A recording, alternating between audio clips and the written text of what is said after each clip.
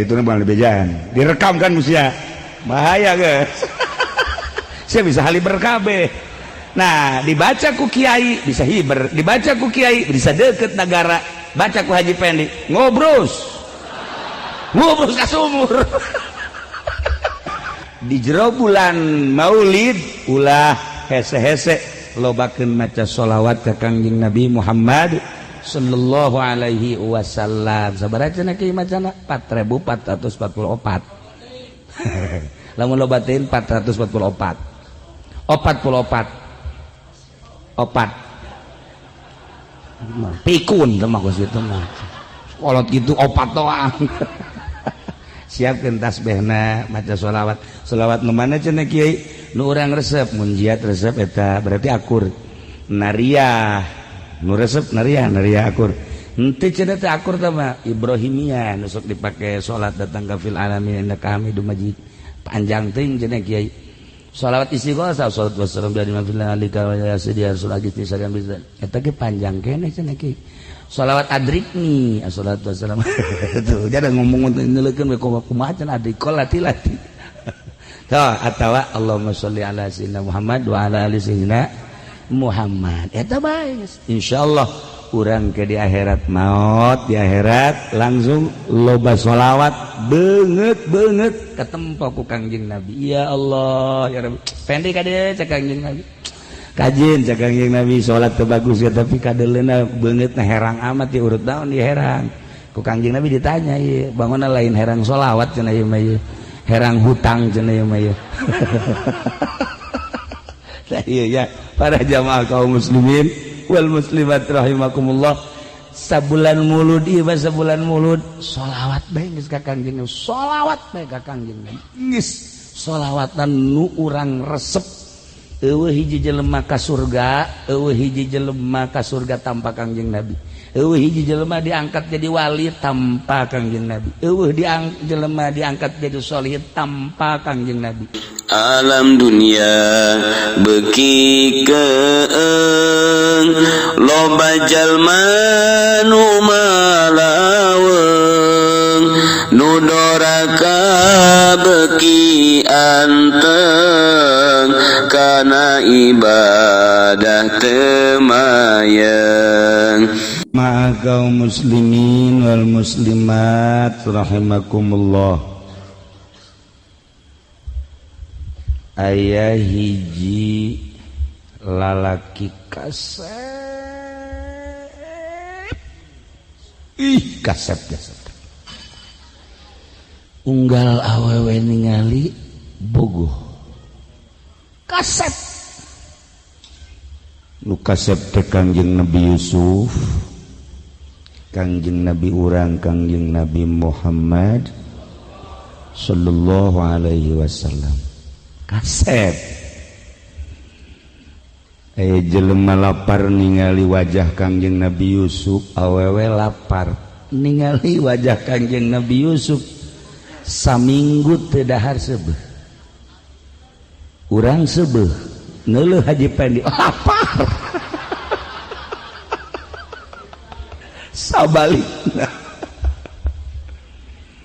ieu aya nu kasep luar biasa kawin jeung hiji awewe biasa kawin daramean barang kawin caritana teu kungsi lila pamajikanana teu bunga teu berag jeung teu katingali bangun sosonoan teu katingali saminggu 2 minggu sabulan pemajikanana reaksi hayang dipegatkeun teu kaharti kasep aya dinyana gagah aya dinyana sugih aya dinyana tapi sabulan hampir teu kuat awewe hayang dipegatkeun. Masya Allah kasep ku kasepna gagah ku gagahna sugih ku sugihna tapi awewe teu betaheun kawin jeung nyana ya otomatis dipegatkeun lah kawin deui jak kasep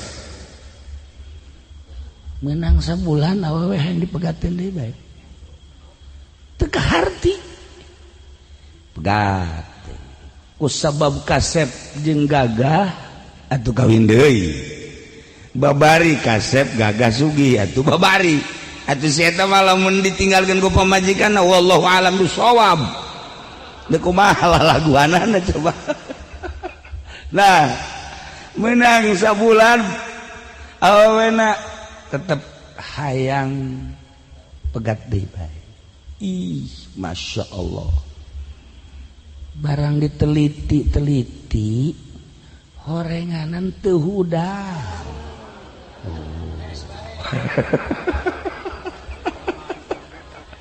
teu hudang disebutna impoten. Nah jadi lamun aya lalaki impoten teh paling nyana bisa sasare-sarena bae eueuh rasa eueuh ngeunah eueuh nikmat eta lah impoten. Cek Kangjeng Nabi impoten bobogaan mah gampang tapi nu paling parah impoten iman. Lamun iman impoten ieu moal bisa nganterkeun urang kana kebahagiaan dunia jeung akhirat. Urang teh dibawa teh kuari ku iman. Urang bisa diuk di dieu babarengan ieu teh dianterkeun ku iman. Urang berangkat ke masjid dianterkeun ku iman. Ketika aya tontonan urang dijagaan kan ku iman. Diputat, diketos lamun aya orkes moal aya nonton. Moal sebab iman ngajagaan. Tiluk aya nonton di ketos mah. Pan sareris ya. Tuh aya orkes emang urang di nonton. Nonton teh. Berarti impoten iman. Imanna impoten eta nu geus kitu ngaranna tah. Nah, diketos bahkan tilok aya nu ngridit.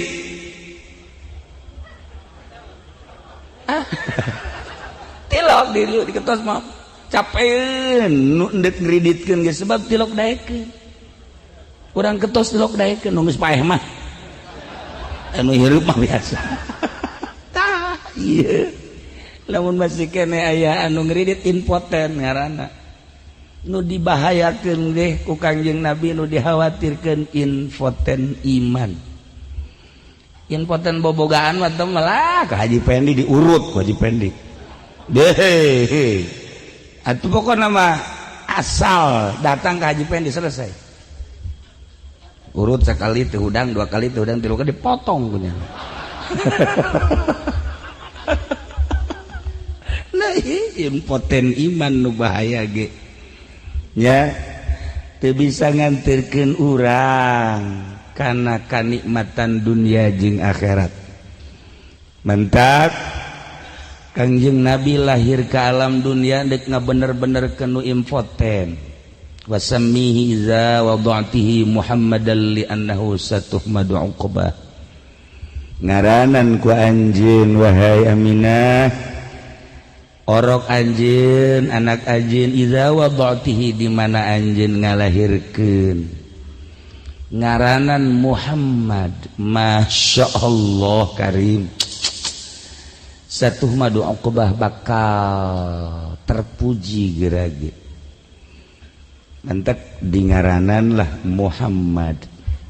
Diketos lamun aya nu lahir ngaranna lain Muhammad diketos. Lamun lahirna bulan Februari Febri.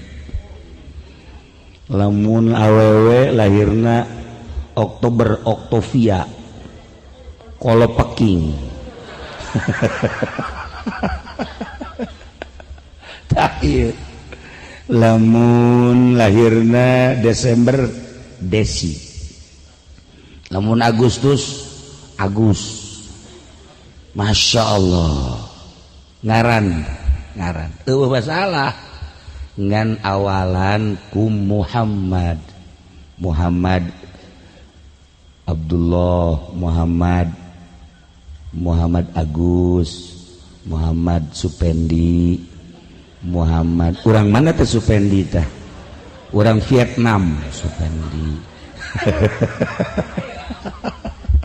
Nah, pakaian Muhammad pang bagus-bagus ngaran Allah, make Abdullah, Rahman Abdurrahman, Rahim Abdurrahim, Khalik Abdul Khalik.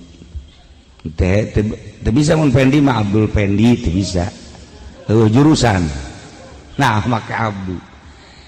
Lamun ngaran Allah make Abdu atawa di awalan ku Muhammad ke di akhiratna pangheulana dipanggil.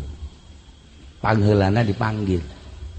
Aya babin saurang sakarang ngaranna Pak Wigi urut di Sukamantrinya. Urang tendenan Muhammad Wigi. Berarti Jawanya Wigo kudunanya. Wigo. Tapi ti dituna Wigi nya. Panggil ke di akhirat ti heula. Lamun Wigi doang angel nya mangkana geus panas pan polisi teh atuh. Wah, ujianna digarang di akhiratna kieu. Panas nya tah. Tapi lamun make Muhammad ti heula Pak Wigi. Muhammad Wigi maju ti heula.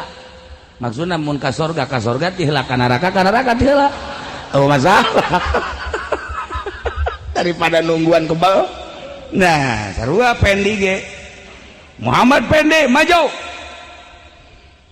Kira-kira ye cek masyarakat nyana bakalna ka sorga apa ka neraka he coba. Pantesna heulana ieu mah. Pantesna sepakat teh mah. Neraka aneh.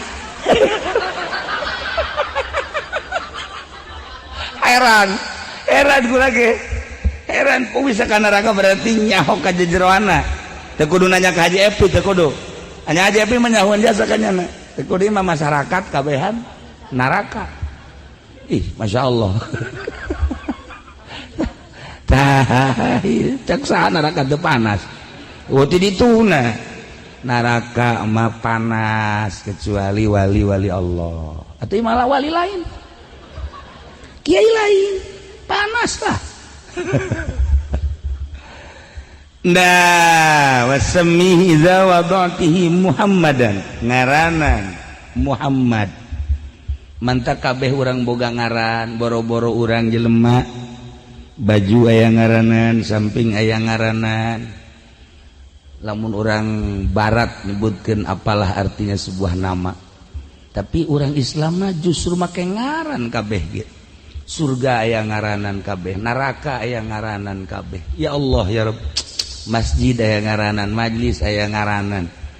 Mentak urang kudu akur ngaranna jeung nu diinstruksikeun ku Kangjeng Nabi Muhammad sallallahu alaihi wasallam. Hiji ngaran nu bagus tadi teh ngaran Allah, nu asmaul husna make Abdu atawa tendenan awalan Muhammad atau Ahmad.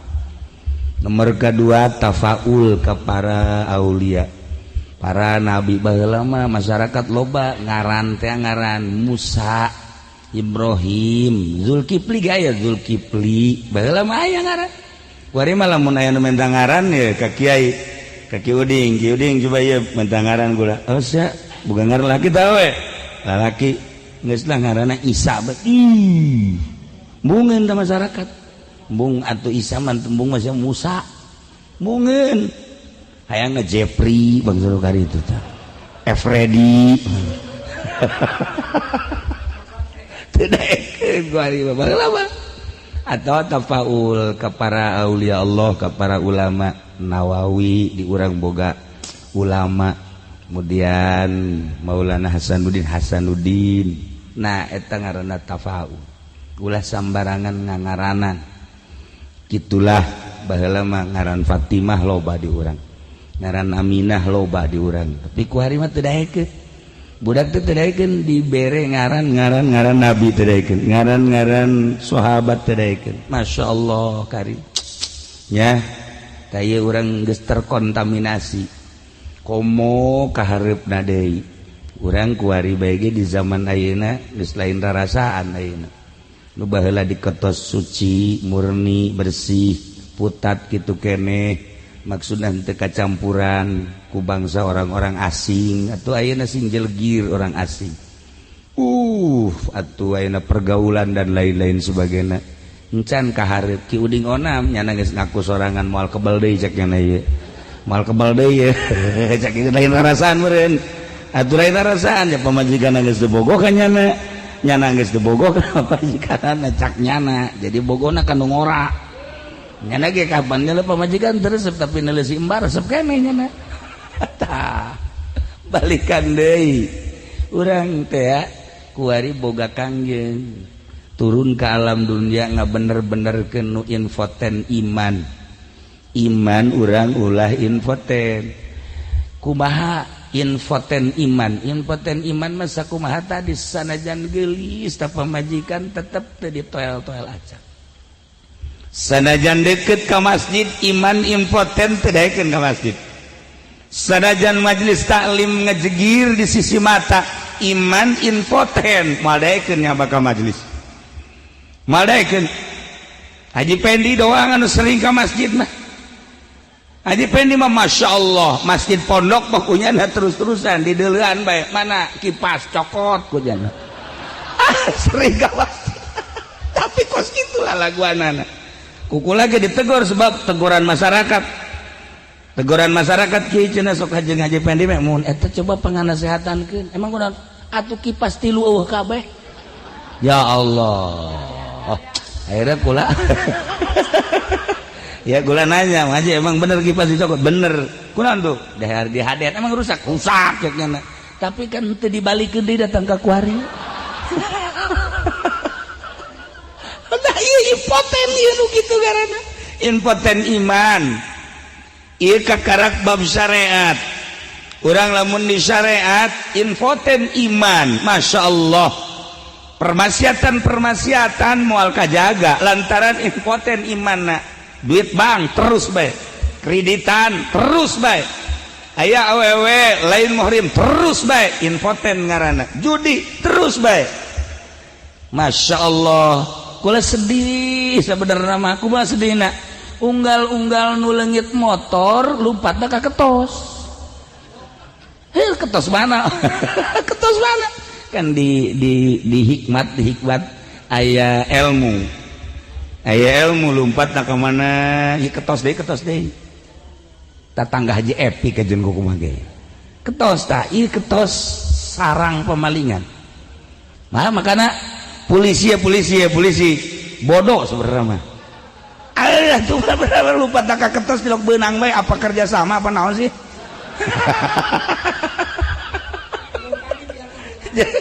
iya nu leungit belah ditu datang saya sangaran anu motorna anu jam sabaraha sia leungitna jam sakean bismillahirrahmanirrahim ngan teu dibejakeun dong ke ketos nah belah ditu gelam saya sangaran anu jam sabaraha leungitna jam sakitu jak ketos deui bae masyaallah na ieu horenganan Allah karunyaeun ka urang ketos ka kiaina ka ustadna ka santrina di mana karunyaeun Allah ka hiji hambana dibere gering lamun aya kiai teu gering-gering Allah tersebut mantak lamun aya kiai geringan bae dipake ka resep ku Gusti Allah moal aya kiai teu gering moal aya geringan bae sakanya hoku laki uding memeh lahir geus gering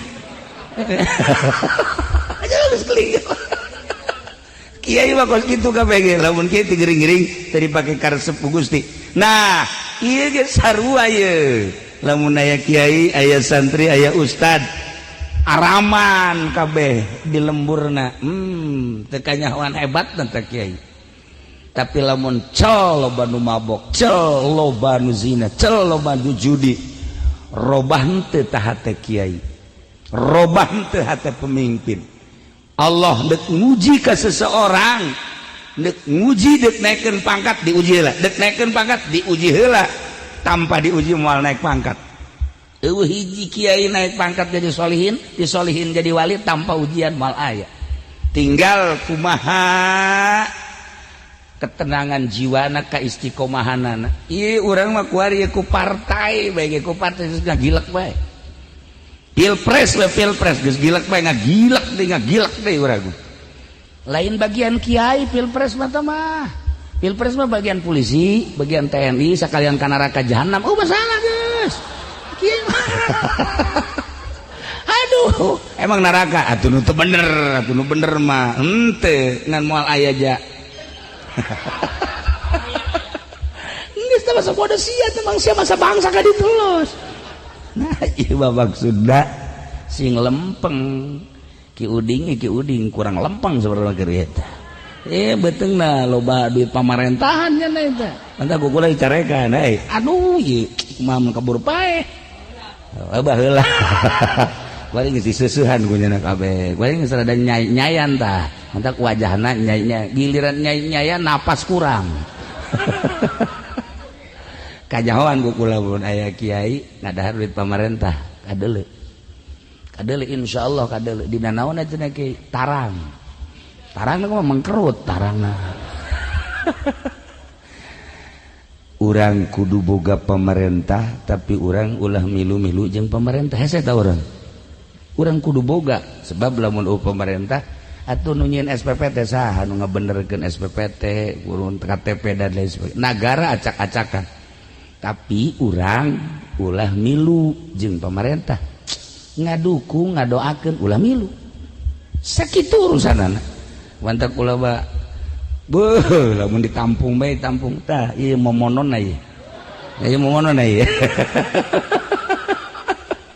atuh duit miliaran cenah kiai bodoh-bodoh teh sia tah aing nu bodoh goblok tarima bae si jaloba cenah anu narima.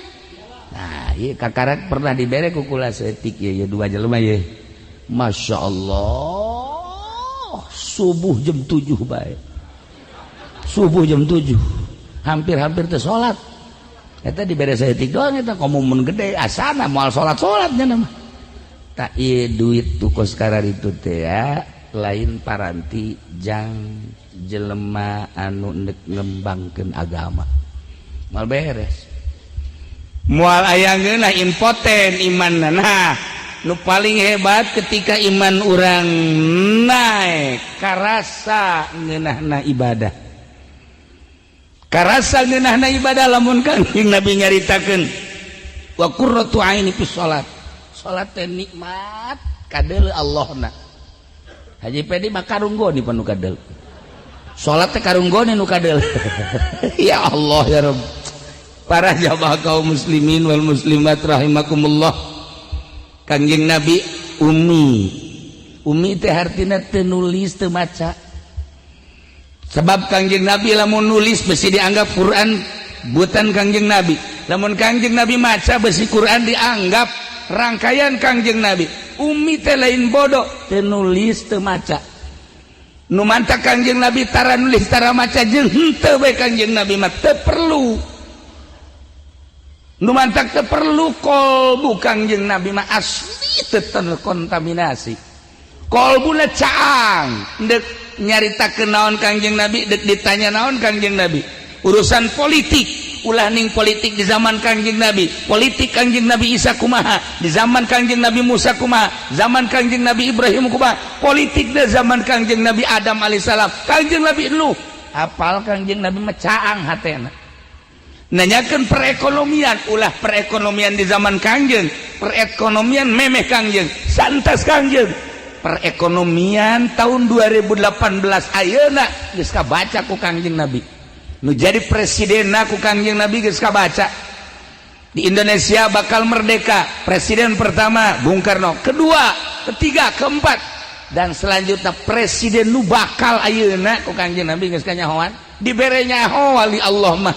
Nu kuari bakal kuari masih kene presiden terhormat Jokowi, kuari keur adu kekuatan jeung Prabowo geus dibere nyaho Kangjeng Nabi nu bakal jadina ieu saha geus wali Allah geus dibere nyaho ulah hese-hese nu bakal jadi seta geus nyaho ngan teu meunang dibejakeun caang Kangjeng Nabi mah atuh kacaangan Kangjeng Nabi jero kubur katingali ku Kangjeng Nabi ya Allah ya Rabb Kangjeng Nabi liwat aya nu keur disiksa di jero kubur katingali ku Kangjeng Nabi Kangjeng Nabi liwat ke kuburan aya nu keur sesenangan di jero kubur katingali ku Kangjeng Nabi Kangjeng Nabi nyaritakeun mahsyar katingali ku Kangjeng Nabi mahsyar mizan katingali ku Kangjeng Nabi siratal jembatan siratal mustaqim katingali lauhil mahfuz katingali ku Kangjeng surga jeung neraka katingali caang Kangjeng Nabi hatena urang sebagai umatna kita nuturkeun Kangjeng Nabi lamun urang beneran nuturkeun Kangjeng Nabi na caang hate ieu nu bantak para roek ieu tuh bantak para roek ya Allah ya Rabbi dagang ku dagangna dioplos ngalulu Masya Allah ih teu meunang asup ka masjid haju bae ganti sendal atuh kula ge sering leungit sendal ya kula sorangan cek kula sendal ka mana cenah eja aya di pondok Masya Allah nah iyalah anu nyieun poek hate teh eta karesep mata karesep ceuli karesep irung karesep sungut berbagai karesep-karesep leungitkeun karesep eta caang urang ge sarua bisa nempok geus dibarejaan ya wali-wali Allah mah saha kumaha mantak dek aya gempa ngabejaan dek aya tsunami ngabejaan dek aya naon bae ngabejaan aya anu kaleupasan ngomong waktu dek gempa aya anu kaleupasan ngomong wali Allah ketika endek terjadi Palu aya anu kaleupasan ngomong Masya Allah lamun abah kula didengekeun ku kula sering kaleupasan ngomong ke lamun ditotor be lumpat ke jero Masya Allah kaleupasan ngomong dah jadi nyahoeun tah Kaji Pendi be pernah dikit Haji Pendi be cenah dagang naon ge moal maju cak abah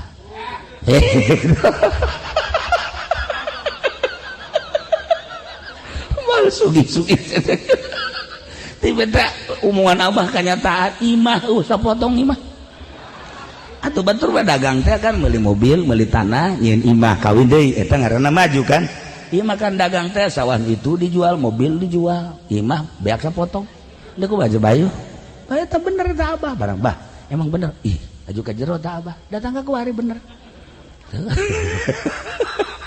nyana mah ngakuna kula cenah akrab jeung abah di mana tak itulah para jamaah kaum muslimin wal muslimat rahimakumullah maksudna ulah dijadikeun infoten iman urang dicoba ku urang diobatan supaya iman urang mamawa urang seakan-akan urang keur belayar di laut dibawa ku layar dibawa ku iman urang ayana naon iman lah anu ngadukung urang ngajurung urang jeung nahanan urang ketika impoten segelis naon bae awewe secantik mana bae awewe pasti menta diceraikeun kitu kene kolbu urang iman di mana impoten cilaka para jamaah kaum muslimin wal muslimat rahimakumullah nomor kahiji walimatu tasmiyah ngaranan anak make ngaran anu bagus lantaran Kanjeng Nabi geus caritakeun sakumaha tadi nomor kadua urang kuari maulidan maksud maulidan teh coba urang nempo sepak terjang Kanjeng Nabi kacekasan Kanjeng Nabi kolbuna ya Allah ya Rabbi ulah hese-hese Kanjeng Nabi mah begitu mantas perang cara rape kabeh katingali ku Jabir bin Abdillah be Kangjeng Nabi karunya amat mana kesangan mana capek akhirna bebeja ka pamajikanna neng geulis ka pamajikan aya naon Kak Kangjeng Nabi bangunna capeun pisan kumaha lamun masak jang Kangjeng Nabi 5 atau 10 boga naon aya caknya gandrung mah geus urang jieun mangga ke kakak yeuh cak Jabir teh mencit embe aya anak embe mah geus dipencit kunyana anak embek nak dipasak gandrung nak dipasak ngan saleter gandrung nak dipasak harewos bae Kangjeng Nabi na harewos cak pamajikanna di harewos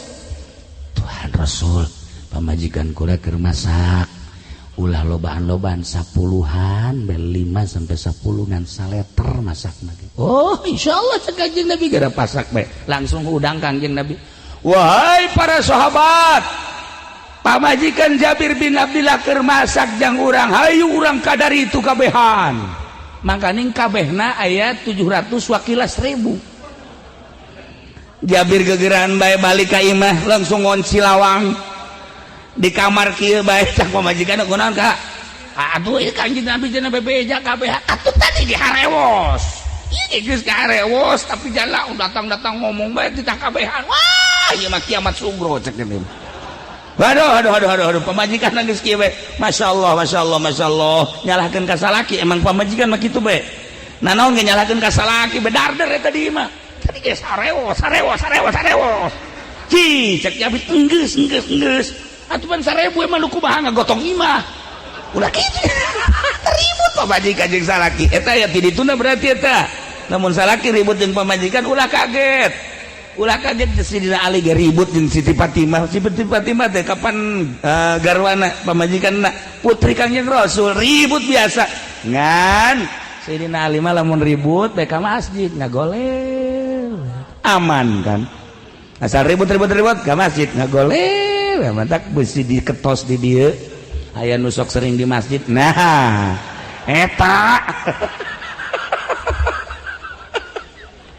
Lah iya.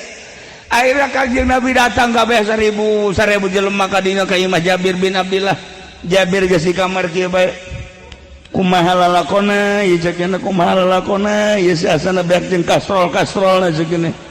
Ya Allah, Kanjeng Nabi datang ka dinya mana? Ulah waka dikaluarkeun, ulah waka diturunkeun ke kukula cek Kanjeng Nabi. Cek pamajikan Jabir ta ieu. Ke kukula cek Kanjeng Nabi. Beres ditinggali ku Kanjeng Nabi langsung diangkat. Antri. Sahabat antri kabeh. Siapkeun wadah. Saurang-saurang ka dieu maju, saurang-saurang siblek kak maju, siblek plek maju. Eta pamajikan Jabir kieu bae. Antu beak-beaknya. Kitu beak-beak. Tuh beak-beak tuh sayap-sayap cek Jabir. Masyaallah. Terus bae 1000 jelema beres kabeh. Dahar sebeuh kabeh. Ieu na dibikeun ka pamajikan Jabir masih kene utuh tercoceng setik-etik aja. Masyaallah. Lamun Haji Pedi bisa kos kitu nyieun warteg cenah. Nyieun warteg cenah geus. Ya Allah ya Rabb. Saang hatena.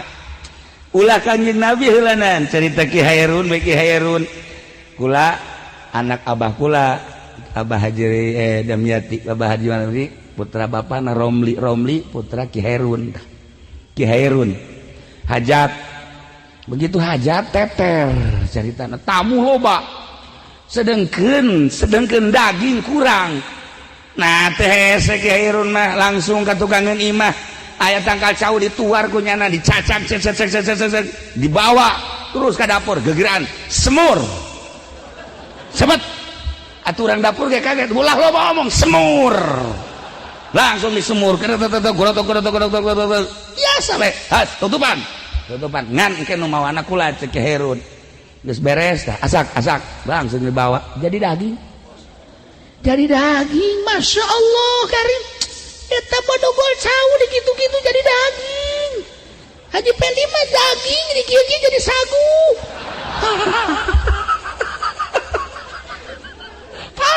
parah ya. Nah iyalah lamun caang hatena iya Allah ya Rabb. Ulah Kangjeng Nabi, ulah Tuan Syekh Abdul Qadir, ulah cara wali-wali Allah nu sejen. Kula jeung Abah caritana ka mana ngaranna ka Banjar. Heran, berangkat jam 7 saat eta can aya tol, masa sih datang ke Banjar jam 9:30, 8, 9, 9:30, 2 jam setengah ke Banjar teu harti. 2 jam setengah can aya tol teu harti kajian kumaha ge. Kula digerokeun geus aya Abah cenah. Kula tas gaji, ya Allah. Diperkirakeun zuhur, kunaon jam sakitu geus aya bener bae. Masyaallah. Geus teu ngomong teu naon, heran. Berangkat jam 7.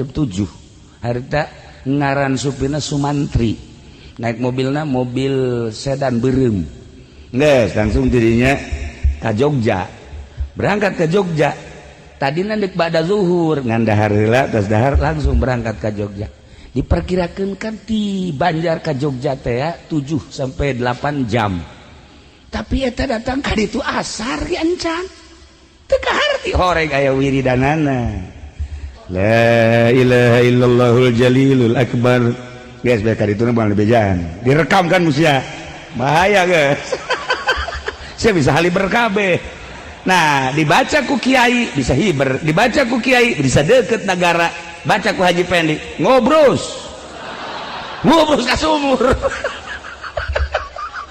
orang kumaha nu macana ya Allah ya Rabb nah iyalah orang mau nyaritakeun Kangjeng Nabi pohara atuh pasti nyaritakeun para sahabat pohara pasti nyaritakeun para tabiin hebat atuh pasti nyaritakeun para aulia Allah baheula hebat pasti nu belah dieu atuh Buyut Mansur bisa ngobrol jeung mau Buyut Mansur bisa ngobrol jeung mau ulah Kangjeng Nabi geus mukjizat tah mah tah ieu Buyut Mansur di Mekah dekat Banten turun jalan sumur Zam-Zam set langsung di batu Quran ini kumaha coba Haji Pendi pernah nurutan kayak gitu ke Banten cekena jalan sumur blas di Banten eueuh dirinya teu muncul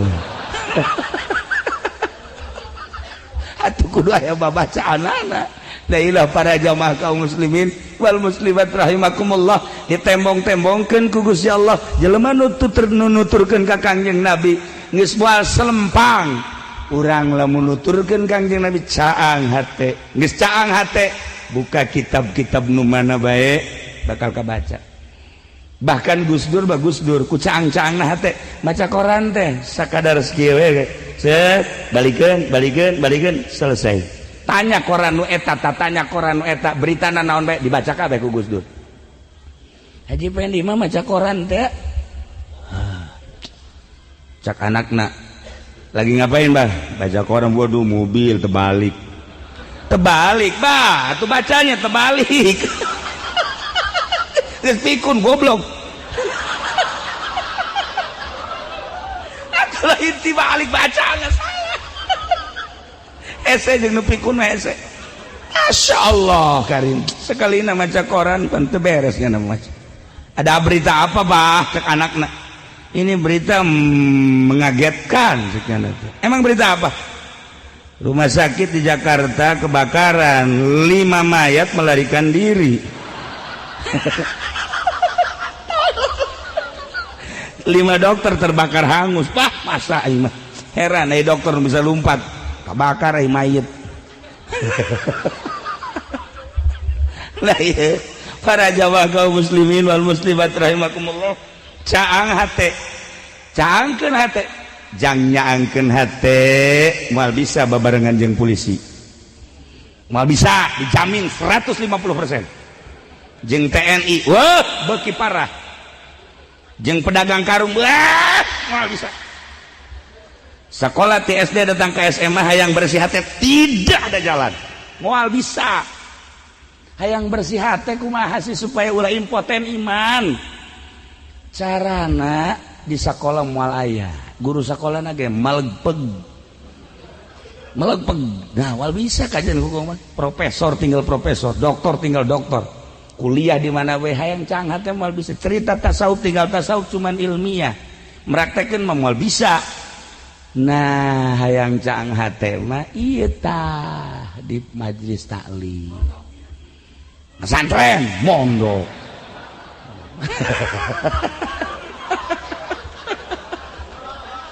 pesantren caang hati Masya Allah nu mantak beda jelema nu pesantren jeung anu teu pesantren lain deui nu pesantren mah nu pesantren geus aya ilmuwan wajin babarag-bagan ka mamana ya cara Ki Uding teh balik pesantren teh emang hajunyeun pondok henteu dagang heula nya Jakartaan eta nya tapi teu maju-maju dagangna hutang ambalaya gas cek nya aing bagian meureun dagang mah bisnis lain boga mobil ngajual mobil bagian cek nya kakarak nyeun pondok nah ilmu lain deui Allah supaya bisa teteg ibadah dagang teu dimajukeun ku Gusti Allah kitu keneh bisnis teu dimajukeun lain eta nu pas mah magahan ngaji sebab geus katitipan ngaji mulai nyaangkeun hate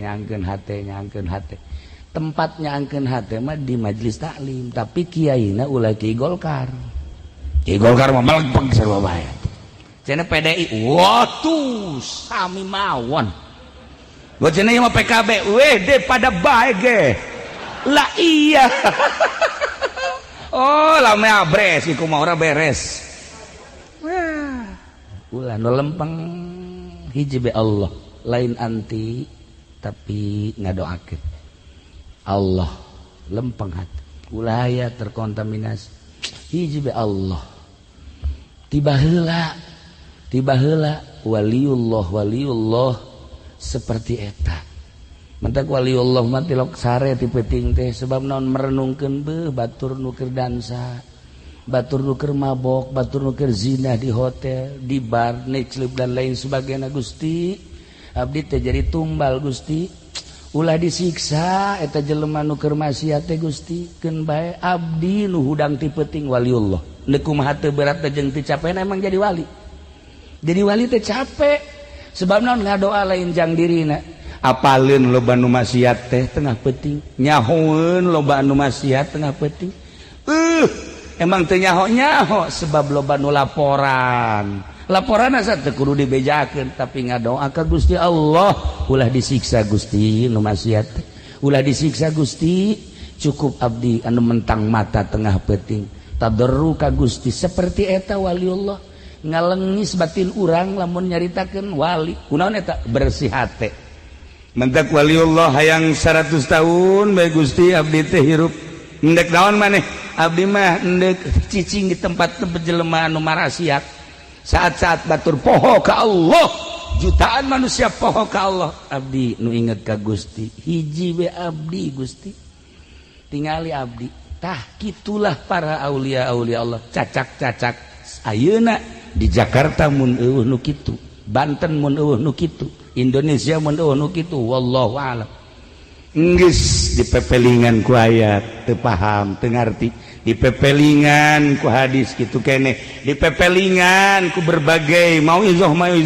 masih keneh bae ka anak ge mimiti dinasehatan 2 kali carekan 3 kali sintrek 4 kali tampiling anak kitu keneh Gusti Allah pertama melalui mauizah terus nasihat terus kadieuna terus ya otomatis digempakeun ku Gusti Allah disunamikeun ku Gusti Allah urang supaya nempo aya naon sih di dinya teh pasti aya bebendu Allah waliullah selalu ngadua di tengah-tengah manusia nu keur poho ka Gusti Allah Subhanahu wa taala eta teh penerus Kangjeng Nabi nu sok disebut warasatul anbiya hiji ngaranan anak make ngaran nu bagus nomor kedua tuturkeun Kangjeng Nabi urang maulidan ye nomor katiluna urang bakal maot haul almarhum Kiai Haji Ali teh nikah sareng Hajah Umamah teh putra Kiai Haji Badrudin teh putra Ayah Banjar putra Mama Ilyas nu Mama Ilyas teh katingali ruhna ku Mama Sobari ketika Mama Sobari ngawuruk jeung santri jeung jamiahan tangga innalillahi wa inna ilaihi rajiun ruh Mama Ilyas naik ka langit maot roh kadeuleu roh mentak Haji Pendi ge kapeung waktu mah nyahueun aya roh maju ieu emang bau hitut cekeun ieu teu lain roh teh mah angin seger tah ieu teu beres Haji Pendi mah kanu kitu teh seukeut nya mah nah eta roh bisa katingali ya Allah ya Rabb lamun jelema geus bisa nempor roh berarti geus lain cara ulang alamna aya hamba Allah anu ngan sakadar gulugat galigut teh ieu di syariat bae cara urang aya nu geus baju ka alam malakut bisa nempo arwah-arwah muqaddasah bisa nempo ruh-ruh anu dipake karidho ku Gusti Allah naik deui nya naik ke alam lahut eta mah geus lain caritakeun ieu wali-wali Allah teh bisa nyebrang di alam ieu ka alam eta bisa katempo. Masya Allah karim. Aya kene ku ari ge lamun nu kitu. Banten ajur, Jakarta ajur. Nu mantak kula didatangan ku salah seorang polisi. Di ditu lain polisi dieu. Polisi dieu mah biasa-biasa bae. Polisi di ditu. Ceritakan ke kula tek ngajak gitu. Kula ceritakan Pak begini ya, kiai itu ada macam-macam kiai. Nyana kagetin, oh iya amankan kiai yang seperti itu. Paham kan? Siapa saja kiai nggak tahu, yang penting kiai yang begitu amankan. Siap Pak Kiai, mantap. Aya sababaraha kiai diamankan.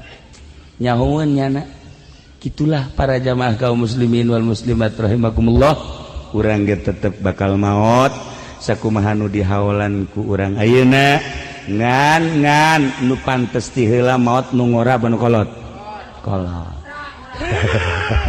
kula mandek nanya bae anu pangkolotna di luhur ieu saha urang doakeun mudah-mudahan tere amin sakuda nunjuk kaki uding atuh teh mah sarua. Itulah para jamaah kaum muslimin wal muslimat rahimakumullah, ketika urang geus nangkarak cabut roh set mun rohna roh muqaddasah, roh para syuhada nikmat. Syuhada teh jelema nu maraot syahid, perang di medan laga, kadeleuna nyeri, padahal marohna diangkat ku Gusti Allah ka surga. Kadeleuna menyeri padahal mah geus nikmat. Aya di surga jelema anu ngaluhurkeun agama Allah eta lah jelema mujahid fisabilillah. Loba ye nu kaasupkeun mati syahid teh nya hiji al mabdun. Mabdun teh jelema anu nyeri beuteung. Dua rupa nyeri beuteung teh aya anu kaluar utah kolera meureun, aya anu mules bae maot eta ge syahid kan. Nomor kaduana anu nyeri ku sebab wiladah awewe ngalahirkeun maot syahid. Mana deui nu syahid teh jelema anu harik teh anu kabeulem syahid. Aya deui nu gorik teh anu kakerem eta ge syahid. Jelema nu ragag taradi ragag ti luhur brek ka handap paeh syahid. Jelema nu liilai kalimatillah walau fi baitihi walau fi majlisihi, di imah bae di majlisna ngaluhurkeun agama Allah lempeng syahid. Loba nu maot syahid teh tuh nya tinggal urang bagian nu mana ye supaya langsung roh urang ditampa ku malaikat dibikeun ka Gusti Allah syahid. Ya Allah ya Rabb, hebat eta jelema lamun maot syahid teh. Hese nyaritakeun syahid lamun perang di urang mah embung perang jeung ulah waka perang jeung ulah perang dan naonan perang ngan ngelompokkeun diri urang hayang maot syahid geus bae niatan ngaji jadi tentara Allah maot syahid. Alhamdulillah kosong ngaji bae ulah babagi jeung dagang kecuali dagangna jang nyieun majlis tuh aya henteu ngaji mah can nyorang ngadenge di pondok sugan gitu naon Haji Pendi keur ngumpulkeun jelema deungan tuh iya keur ngabagikeun zakat jan teh malah mah zakat batur dicokotan. Itulah para jamaah kaum muslimin wal muslimat rahimakumullah. Na ieu tilu acara ngaranan anak make ngaran nu bagus minimal tafaul. Kadua tuturkeun Kangjeng Nabi sebab Kangjeng Nabi uswatun hasanah abeh caang hate urang di jero bulan Maulid ulah hese-hese lobakeun maca sholawat ka Kangjeng Nabi Muhammad sallallahu alaihi wasallam. Sabaraha cenah kieu macana 4444. Lamun lobateun 444. 44. Pikun teh mah geus kitu mah.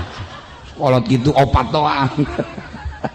Siapkeun tasbihna maca sholawat nu mana cenah kiai nu urang resep mun jiat resep eta berarti akur nariah nu resep nariah akur henteu cenah teh akur teh mah ibrahimiyah nu sok dipake salat datang ka fil alamin innaka hamidum majid panjang teuing cenah kiai Shalawat istighosah salatu wassalam dari mafillah alika wa ya sayyidi rasul agis nisakan bizan eta ge panjang kene cenah ki shalawat adrikni assalatu wassalam tuh jangan ngomong neuleukeun we kumaha cenah adrikol lati-lati tah atawa Allahumma sholli ala sayyidina Muhammad wa ala ali sayyidina Muhammad eta bae insyaallah urang ke di akhirat maut di akhirat langsung loba sholawat banget ketempo ku Kangjeng Nabi ya Allah ya Rabbi pendek kade cak Kangjeng Nabi kajen cak Kangjeng Nabi sholat teu bagus ya tapi kadeleuna beungeut na herang amat ya urut naon di herang ku Kangjeng Nabi ditanya ieu bangunna lain herang sholawat cenah ieu mah ieu herang hutang cenah ieu mah ieu iya ya para jamaah kaum muslimin wal muslimat rahimakumullah sabulan mulud ieu mah sabulan mulud sholawat bae geus ka Kangjeng Nabi sholawat bae ka Kangjeng Nabi geus sholawatan nu urang resep eueuh hiji jelema ka surga eueuh hiji jelema ka surga tanpa Kangjeng Nabi eueuh hiji jelema diangkat jadi wali tanpa Kangjeng Nabi eueuh jelema diangkat jadi sholihah tanpa Kangjeng Nabi sebab Kangjeng lah nu diutus ku Gusti Allah urang nyaho salat ti Kangjeng nyaho puasa ti Kangjeng nyaho zakat ti Kangjeng nyaho bener ti Kangjeng nyaho salah ti Kangjeng nyaho sagala rupa ti Kangjeng waktu sangat wajar urang ngayakeun maulidan dibidahkeun ku Muhammadiyah pek jang Muhammadiyah dibidahkeun ku Persib heug jang Persib kajeun ieu mah tuh nya masalah saeutik we ka aing ngalawan tak itulah para jamaah kaum muslimin wal muslimat rahimakumullah nah iyalah ala kadar lalagaan dari gula we ngaji lalagaan tadi nage naon gitu rada kurang sehat nah ieu mah ngabungahkeun ka incu ngagumung jeung ka silaturahmi ka urang dieu ieu mah sakadar ku akrabna jeung Ki Uding akrabna jeung Haji Pendi jeung Haji Epi jeung kabehan bae ku akrab eta lah kadang-kadang henteu aya sekat-sekat jadi Haji Epi atuh pohara jeung kula mah pohara geus hese nyaritakeun anu keakraban manehanana Haji Uding ku kula sok diledekan bae diledekan ku kula mah masih hayang cager emang deka mana nya teu bisa ngajawab jana heuh nya deka mana paeh balik ge kieu cek nya nu ngora ge paeh ngalawan tapi ka kula ge sarua ngora ge paeh bae cek nya atuh nah ieu lah ala kadar jang itibar hate malam ieu urang ulah jadi manusia infoten iman kira-kira ketika tersep jeung teu betah jeung teu ngeunah ibadah berarti iman urang infoten disadiakeun pondok pesantren diputat diketos di berbagai-bagai daerah jeung kampung mana nu ngepas jeung urang supaya iman urang bisa mawa urang ke arah nu bener sebab urang bakal maot ketika maot dunia kabeh ditinggalkeun segala rupa ditinggalkeun nu milu ka jero adalah amal perbuatan bagus kanyahoan bagusna jore karasa jorena wa may ya'mal mithqala dzarratin khairan yara wa may ya'mal mithqala dzarratin syarran yara seberapa lain di dunia lain di akhirat bae teh kos kitu di dunia urang amal bagus bakal kapanggih di dunia kene amal goreng di dunia kapanggih di dunia kene dongengnya ramai sebenarnya tekarak inget tangan kulantaran jam 12 kairadenya dongeng eta pohara loba jelema nu karasa keneh di dunyana sebab dimimitian ku Kangjeng heula ieu dimimitian ku Kangjeng urang loba ya dongeng-dongeng wali-wali kiai-kiai jeung pedagang-pedagang gara-gara ngalakukeun salah Kangjeng Nabi satu ketika ngome cincin muterkeun cincin kieu doang dikutuk ku Gusti Allah Muhammad emang kaulah ngadamel anjeun teh jang heureuy make jeung sempet-sempet ngobah cincin sagala urusan umat Kangjeng Nabi kutuk ku sebab kutukan eta terjadilah sesuatu terhadap Kangjeng bae ge panjang ta dongeng nangan engke deui 12 masalahna Kangjeng bae ge ditegur ku Gusti Allah gara-gara sakitu